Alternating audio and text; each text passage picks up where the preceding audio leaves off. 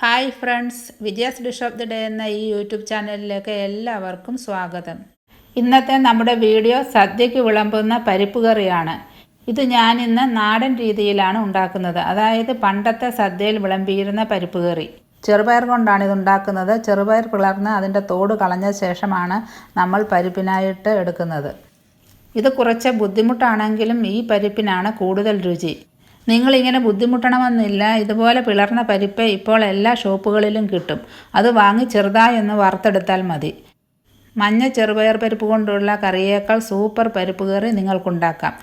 പണ്ട് കാലത്ത് ഈ പരിപ്പും പപ്പടവും നെയ്യും കൂടാണ് സദ്യയിൽ വിളമ്പുന്നത്. അപ്പോൾ നമുക്ക് ഇതെങ്ങനെയാണ് ഉണ്ടാക്കുന്നതെന്ന് നോക്കാം.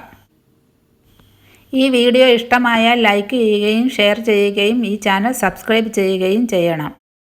1 കപ്പ് ചെറുപയർ എടുത്തിട്ടുണ്ട്. ഇതൊന്ന് വറക്കണം നമുക്ക്. ഈ പയറിൻ്റെ പച്ച കളറൊന്ന് മാറാൻ തുടങ്ങുമ്പോൾ നമുക്ക് സ്റ്റൗ ഓഫ് ചെയ്യാം. ഇത് പാകത്തിന് മൂത്തിട്ടുണ്ട്. ഇനി സ്റ്റൗ ഓഫ് ചെയ്തിട്ട് കുറച്ച് നേരം ഒന്ന് ഇളക്കി കൊടുക്കണം, അല്ലെങ്കിൽ വേറൊരു പാത്രത്തിലേക്ക് മാറ്റണം. ഇതിപ്പോൾ നന്നായിട്ട് തണുത്തിട്ടുണ്ട്. ഇത് മിക്സിയിലിട്ട് ഒന്ന് ക്രഷ് ചെയ്ത് ഇത് രണ്ടായിട്ട് പൊളിച്ചെടുക്കണം. കുറച്ച് പയർ ഇതിൽ പൊളിയാതെ കിടപ്പുണ്ട്. അത് നമുക്കൊന്ന് ഒരു പ്ലേറ്റിലേക്ക് ഇട്ടൊന്ന് അനക്കി കൊടുത്താൽ അങ്ങ് സെപ്പറേറ്റ് ആകും. ഇതുപോലെ ചെയ്ത് കൊടുത്താൽ മതി. ഇതെടുത്ത് വീണ്ടും ഒന്നും കൂടെ ക്രഷ് ചെയ്യണം. ഇനി ഇതുപോലെ ഒരു പ്ലേറ്റിലിട്ട് പാറ്റി ഇതിൻ്റെ ചവറ മാറ്റാം.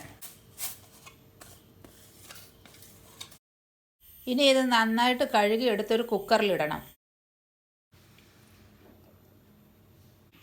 ഇനി ഇതിലേക്ക് 1/4 ടീസ്പൂൺ മഞ്ഞൾപ്പൊടി ചേർത്ത് കൊടുക്കണം. ഇനി ഇതിലേക്ക് കുറച്ച് ഉപ്പും കൂടെ ചേർത്ത് കൊടുക്കാം. ഇനി ഇതിൽ 4 കപ്പ് വെള്ളം ഒഴിച്ചിട്ട് വേവിക്കണം. ഇത് വേകാനായിട്ട് ഈ കുക്കറിലൊരു 4 വിസിൽ വേണം. ഇനി ഇത് വേവിച്ചെടുക്കാം.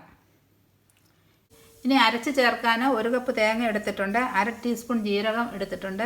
അതിൻ്റെ കൂടെ ഒരു 3 വെളുത്തുള്ളി അല്ലി വേണം. ഇത് വലിയ വെളുത്തുള്ളി അല്ല, ഒരു മീഡിയം സൈസിലുള്ള 3 എണ്ണം എടുത്തിരിക്കുന്നത്. വലുതാണെങ്കിൽ 2 എണ്ണം മതി. ജീരകവും വെളുത്തുള്ളിയൊക്കെ കുറച്ച് മതി. അതിൻ്റെ പച്ച ചൊവ പരിപ്പിലുണ്ടാവരുത്, അതുകൊണ്ടെല്ലാം കുറച്ച് ചേർത്താൽ മതി. തേങ്ങ അരയ്ക്കുന്നതിൻ്റെ കൂടെ ഒരു 1/4 ടീസ്പൂൺ മുളക് പൊടിയും കൂടെ ചേർത്ത് വേണം അരയ്ക്കാൻ. നല്ല മുളക് പൊടി വേണം എടുക്കാൻ, കാശ്മീരി മുളക് പൊടി എടുക്കരുത്. പരിപ്പിന് ചുമന്ന കളറാവും. പരിപ്പ് പാകത്തിന് വെന്തിട്ടുണ്ട്. നമുക്കിനി ഇതിലേക്ക് അരച്ചതിട്ട് കൊടുക്കാം.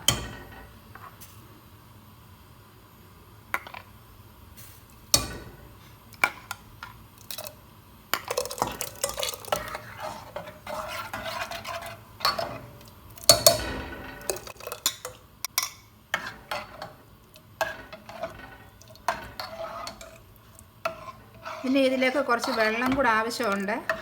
കുറച്ച് വെള്ളം കൂടെ വേണം. നമ്മൾ ആ വെള്ളം ഒഴിക്കുമ്പം ചൂടായ വെള്ളം വേണം ഒഴിക്കാൻ. പച്ചവെള്ളം ഇതിലേക്ക് ഒഴിക്കരുത്. കുറച്ച് വെള്ളം കൂടെ ഞാൻ ഇതിലോട്ട് ഒഴിച്ചു കൊടുത്തു.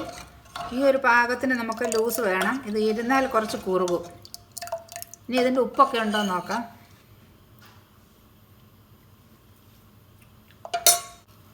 ശകലം ഉപ്പും കൂടെ വേണം.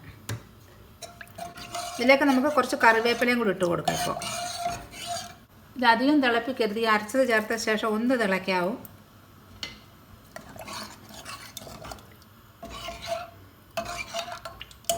ഇതിനെ ഒന്ന് തിളയ്ക്കുമ്പോൾ നമുക്ക് വാങ്ങി വെക്കണം. അടിയിൽ പിടിക്കാതെ ഇത് ഇടയ്ക്കൊന്ന് ഇളക്കി കൊടുക്കണം.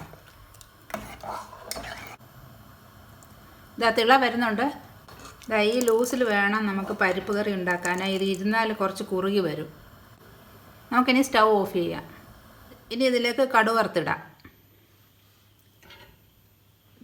1.5 ടേബിൾ സ്പൂൺ വെളിച്ചെണ്ണ ചൂടാക്കിയതിലേക്ക് 1 ടീസ്പൂൺ കടുക്, 3 ഉണക്കമുളക്, കുറച്ച് കറിവേപ്പിലയും കൂടെ ചേർത്ത് നമുക്ക് കടുക് വറുത്തിട്ട് കറിയിലേക്ക് ഇട്ട് കൊടുക്കണം.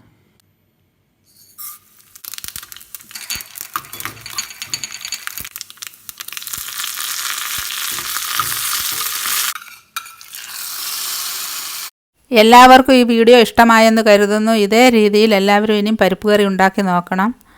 ഇനി അടുത്തൊരു വീഡിയോയുമായി വരുന്നത് വരെ ബൈ.